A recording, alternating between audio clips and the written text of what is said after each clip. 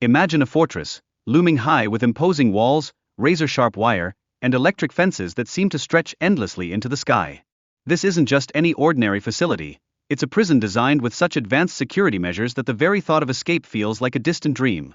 The architects of this institution intended to instill a sense of hopelessness regarding freedom, ensuring that inmates are kept under vigilant watch, their aspirations for escape extinguished.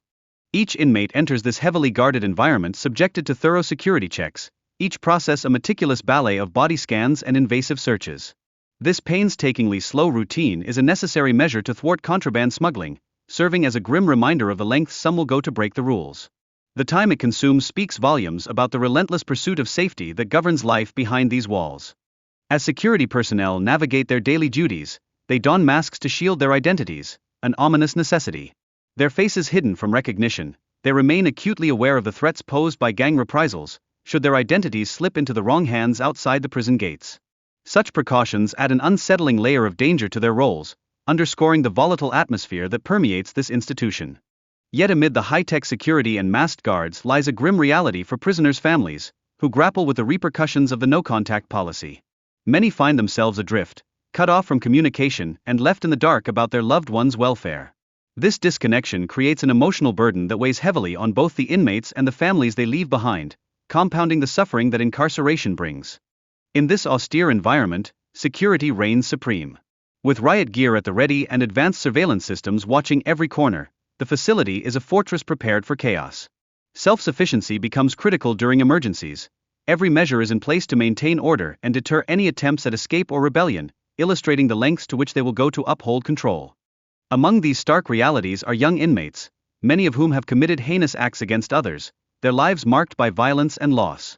The gravity of their offenses is a sobering reminder of the consequences that can lead to life sentences, encapsulating a world where each individual's choices have profound ramifications, not just for themselves, but for countless others affected by their actions. As days turn into weeks, inmates find themselves confined within cramped cells originally intended for 80 individuals but often housing up to 150. This severe overcrowding not only invades their personal space but also strips away their dignity, creating an environment where hygiene becomes an afterthought. The struggle for basic comfort becomes a daily ordeal, magnifying their plight. Within this oppressive setting, the absence of sunlight and fresh air manifests a palpable psychological distress. The bleak surroundings instill a sense of monotony, rendering their lives robotic and stripping away the vestiges of hope. In such a desolate landscape, it's difficult to foster any dreams of redemption or change, as they exist in a perpetual cycle of despair. Echoes of gang affiliations still resonate within these prison walls, as rival members are forced to share the same space under unforgiving conditions. This tenuous coexistence raises profound questions about rehabilitation and the prospects for genuine change. Can an environment fraught with hostility and survival ever truly promote transformation, or does it merely perpetuate the cycle of violence?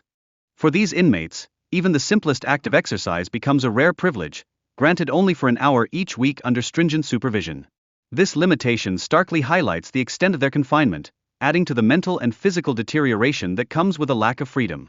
The toll on their well-being is immeasurable as they grapple with the realities of their existence.